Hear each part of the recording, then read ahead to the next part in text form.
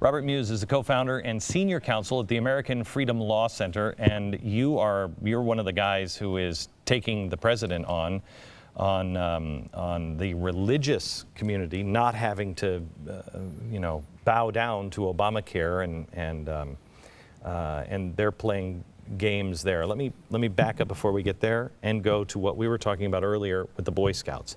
Yeah. This is not about what's right or just. This is not even an attack on the Boy Scouts. This is an attack on churches. Right or wrong? Absolutely. And you described it in your monologue as outrageous. It absolutely is outrageous. What they've essentially done now is they've excluded a certain class of people from being able to be judges in California because of their Do you think this views. will actually go through?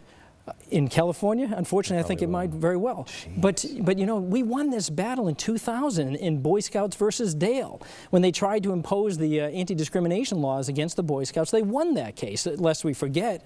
And the Supreme Court said they have a right to expressive association founded in the First Amendment. First Amendment. So why wouldn't these judges have the same? Because they affiliate with the Boy Scouts and may share similar ideologies, they're going to be now excluded from the judiciary in California. Because when you can pick the judges, then you can shape the judiciary, and then you can shape the law, and that is very, very, very troubling.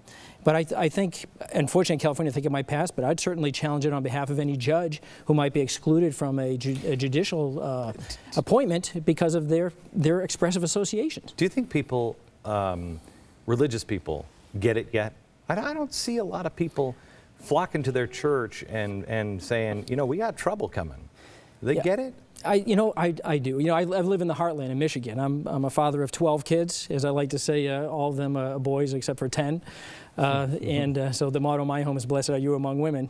But certainly the two young boys, I could see them becoming Boy Scouts. But there's a community I know in the Midwest, and in our community, there's a lot of homeschoolers. We homeschool. We've been homeschooling for 15 years. Are different, yeah. That is one of the largest countercultural grassroots movements. But I think at the core, in their heart, I think the American people are still true to our values. And I think it's so important for, like your organization, to be able to let people know that these are our values. I think we're deceived by the mainstream media. We are. And I don't think that they're not the majority. No, they're not. As evidenced by the two movies, God is Not Dead and Heaven is for Real, being both in the top 10. Right. And neither of those movies would have been made. Yeah, and I see this in the families. I see this in the work that I'm doing. I mean, when I speak before groups, I know you see it as well. You can feel it.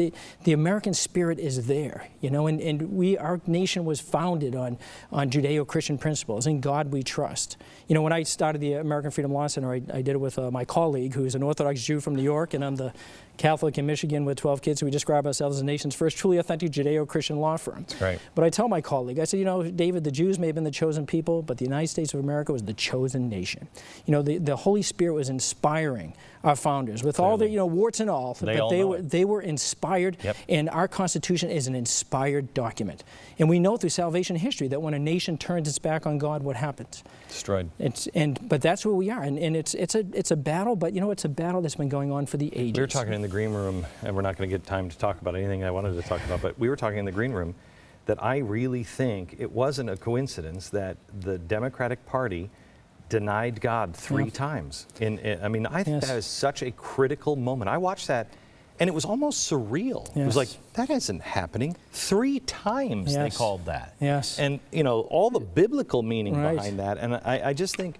Was there a cock crowing somewhere in the background? It's just kind of like, God's just going to say, He's begging us, please don't do this. Well, I think there's at least 10 good people here in the United States. Yeah, there are. And we see this through salvation. It is a battle, and we were meant for battle. We truly were. Can I have you back when we can talk about some good things? Because you got a list of big wins. Big wins. That nobody is even talking about. Right. Yeah, we're winning these cases. We truly are. And it's a fight. Ronald Reagan reminded us that our freedoms were not handed down through the bloodstream. They must be fought for and protected, lest they're one generation away from extinction. And I can tell you, my freedoms aren't going to be extinct for me or my kids on my watch. I spent 13 years in the Marine Corps, and I took a solemn oath to support and defend the Constitution of the United States against all enemies, foreign and domestic. So help me God. You think he's coming back? I think he's. And we have many domestic enemies, and we're going to fight them. Yeah. Okay. You're coming back because we ran out of time, but maybe next week we'll have you, and you can just tell me some of the good things. Absolutely. We'll back in just a second. Thanks.